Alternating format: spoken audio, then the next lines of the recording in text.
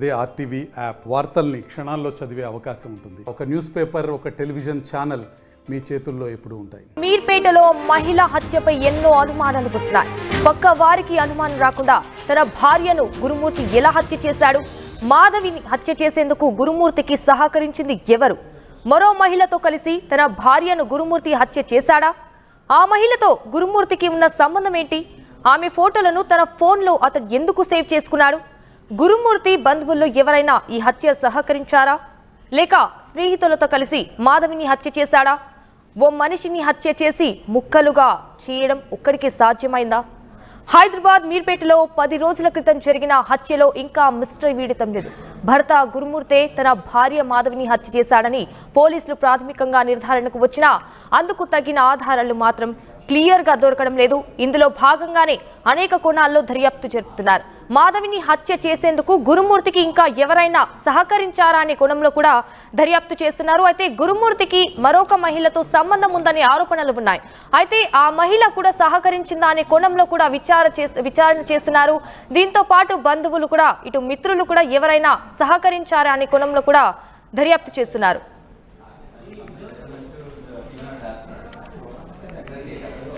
Right, ఇదే విషయానికి సంబంధించి మరిన్ని డీటెయిల్స్ మా ప్రతినిధి పెట్రిషా ఫోన్ ద్వారా అందిస్తారు. పెట్రిషా, మొత్తానికి మీర్పేట హత్య వెనుక అసలు నిజాలేంటి? మొత్తానికి DNA రిపోర్ట్ కూడా వచ్చే అవకాశం ఉందంటున్నారు. అది ఎప్పటి వరకు వచ్చే అవకాశం ఉంది పెట్రిషా? మీర్పేట మర్డర్ కేసు చూసుకుంటే రోజుకు ఒక షాక్ లో కనిపిస్తుందంటే ట్విస్ట్ల మీద ట్విస్ట్లు నెలకొంటుందని పూర్తిగా అయితే చెప్పొచ్చు. ఎందుకంటే భార్యని చంపించిన హంతకుడా, లేదంటే భార్యని చంపాడా, లేకపోతే ఎవరైనా సాయం తీసుకున్నా అనే ట్విస్టులు అయితే బయటపడుతున్నాయి. ఇన్ని రోజులు చూసుకుంటే కూడా కుక్కర్లో ఉడకపెట్టాడు అని కూడా పూర్తిగా తెలుస్తుంది. కానీ పోలీసుల ప్రాథమిక ఇన్వెస్టిగేషన్ లో కుక్కర్లో కాదు ఉడకపెట్టింది, అతను ఉడకపెట్టింది బకెట్ లో అని కూడా ప్రిలిమినరీ ఇన్వెస్టిగేషన్ లో అయితే పోలీసుల దగ్గర నుంచి వస్తుంది. గురుమూర్తి హంతకుడు అని ప్రిలిమినరీ ఇన్వెస్టిగేషన్ లో వెరీ క్లియర్ లో పూర్తిగా ఓరల్ గా తెలుస్తుంది. కానీ ఇప్పటికే ఎటువంటి ఎవిడెన్స్ దొరకపోవడం తెలంగాణ పోలీసులకి ఇది ఒక కీలకమైన కేసు అనే చెప్పొచ్చు. తలలు కొట్టుకునే పరిస్థితి అయితే కనిపిస్తుంది. వెరీ ఛాలెంజింగ్ కేసు అనే చెప్పొచ్చు. ఎందుకంటే ఇప్పటికే చూసుకుంటే కూడా ఒక రిపోర్ట్, ఒకవేళ DNA రిపోర్ట్ కోసం వెయిట్ చేస్తున్నారు. కానీ ఒకవేళ ఆ రిపోర్ట్ అటు ఇటు అయితే అసలు ఏం జరుగుతుందన్న ఉత్కంఠ కనిపిస్తుంది. ఒకవైపు చూసుకుంటే కూడా అతనే హంతకుడు అని తేలినప్పటికీ కూడా, ప్రిలిమినరీ ఇన్వెస్టిగేషన్ క్లియర్ గా తెలుస్తున్నప్పటికీ కూడా ఏ విధంగా అతని మీద పూర్తిగా ఎవిడెన్స్ సహకరించవచ్చు అంటూ పోలీసులు ఫారెన్సిక్ అధికారులతోనే కానీ బ్లూ రేల్స్ తోనే కానీ ఇన్వెస్టిగేషన్ చేసినప్పటికీ కూడా పూర్తిగా DNA రిపోర్ట్ వల్లనే ఆధారపడి ఉన్నారు. ఒక విషయం పూర్తిగా చెప్పాలంటే వాళ్ళ పేరెంట్స్, గురుమూర్తి మాధవికి సంబంధించిన పేరెంట్సే కానీ అదే విధంగా వాళ్ళ పిల్లలు, వాళ్ళిద్దరు DNA కూడా తీసుకున్నారు. రిపోర్ట్ కూడా ఇవాళ సాయంత్రం వచ్చే అవకాశాలు ఉన్నాయి. దీని మీద పూర్తిగా కూడా తెలంగాణ పోలీసులు కూడా చాలా కృషి చేస్తున్నారు. ఇది జరిగి 10 days అయినప్పటికీ కూడా, DNA పరిశీలన చేసినప్పటికీ కూడా రిపోర్ట్ కోసం వెయిట్ చేస్తున్నారు. సుమారుగా 10 days అయినప్పటికీ తెలంగాణ పోలీసులకి ఇది ఒక ఛాలెంజింగ్. అంటే ఇటు DNA రిపోర్ట్ వస్తే అంటే కేసు కొలిక్కి వస్తుంది అంటే దీనిపై పోలీసులు ఏమంటున్నారు?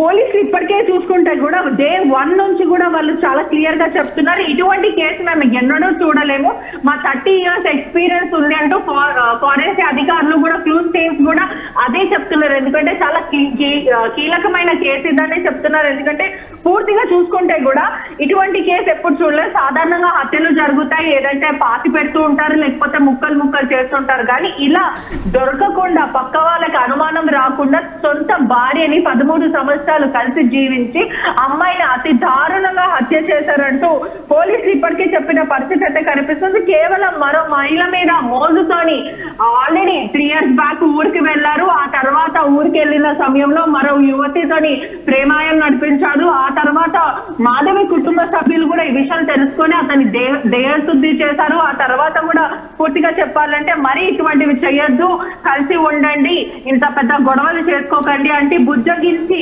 బతిలాడి పంపించిన పరిస్థితి కూడా చూడొచ్చు.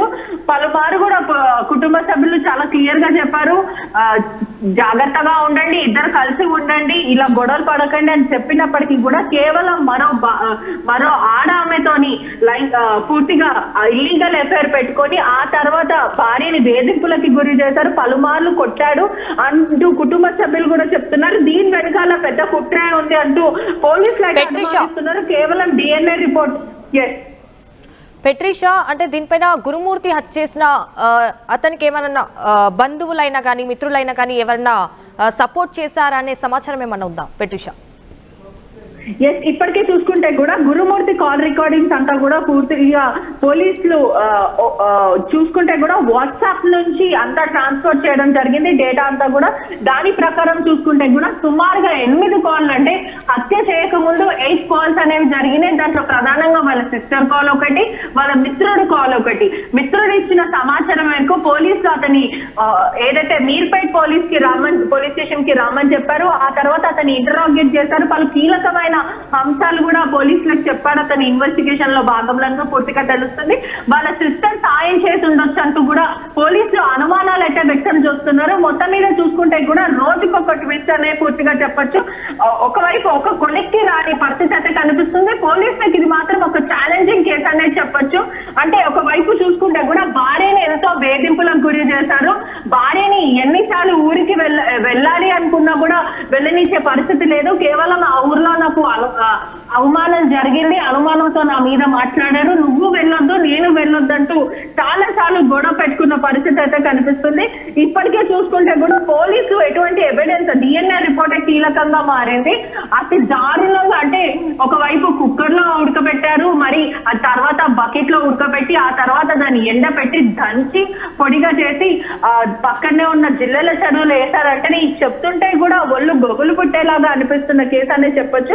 దీని ప్రకారం చూస్తుంటే కూడా ఇది బాడీ అంతా కూడా మాధవినే అని నిరూపించడానికి పోలీసులు శతవిధాలంగా ప్రయత్నిస్తున్నారు. ఏదైనా సరే బాడీ టిష్యూ దొరికిందని చెప్తున్నారు పోలీసులు. అదే విధంగా హెయిర్ శాంపుల్స్, ఏవైతే బాడీకి సంబంధించిన హెయిర్ శాంపుల్స్, ఇవన్నీ కూడా DNA రిపోర్ట్ కూడా కీలకంగా మారిపోతుంది. ఒకవైపు చూసుకుంటే కూడా ఫారెన్సిక్ ల్యాబ్ కి పంపించారు, అవి మనిషివే అంటూ సైంటిఫికల్ గా నిరూపించే ప్రయత్నం చేస్తున్నారు. వెంకట మాధవి బాడీ టిష్యూస్ అయితే దొరికాయి. మరోవైపు తల్లిదండ్రుల ఇద్దరి DNA శాంపిల్స్ అయితే తీసుకొని విచారిస్తున్నారు. మరోవైపు ఒకవైపు చూసుకుంటే కూడా ఇంటర్నేషనల్ నుంచి కూడా నిపుణులు వచ్చారు. అంటే ఎంత పెద్ద మర్డర్ కేసు అని చెప్పొచ్చు, చాలా సెన్సేషనల్ అయిన మర్డర్ కేసు. ఫారెన్సిక్ అధికారులు కూడా వచ్చారు. ఆ తర్వాత IR ఇంటెలిజెన్స్ ద్వారా, అదే విధంగా బ్లూ రేస్ ద్వారా బ్లడ్ స్టెయిన్స్ కానీ క్రైమ్ ఆఫ్ ది సీన్ ఎక్కడైతే జరిగిందో అవంతా కూడా సేకరించారు.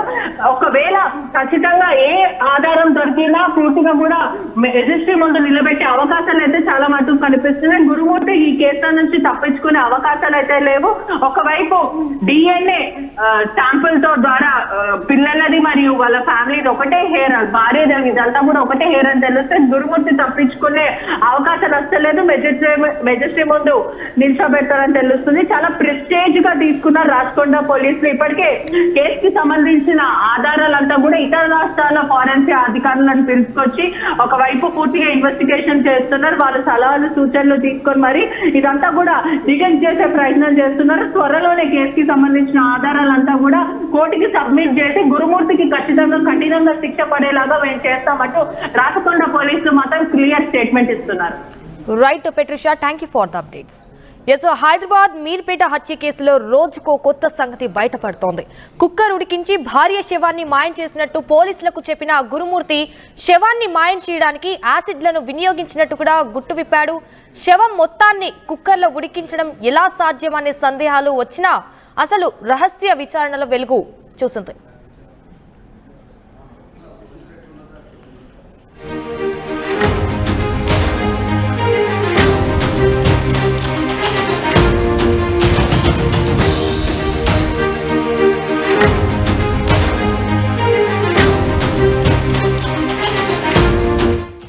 మరిన్ని వీడియోస్ కోసం ఛానల్ ని సబ్స్క్రైబ్ చేయండి. లేటెస్ట్ అప్డేట్స్ కోసం వాట్సాప్ ఛానల్ ని ఫాలో అవ్వండి. ఆ లింక్ డిస్క్రిప్షన్ లో ఉంది.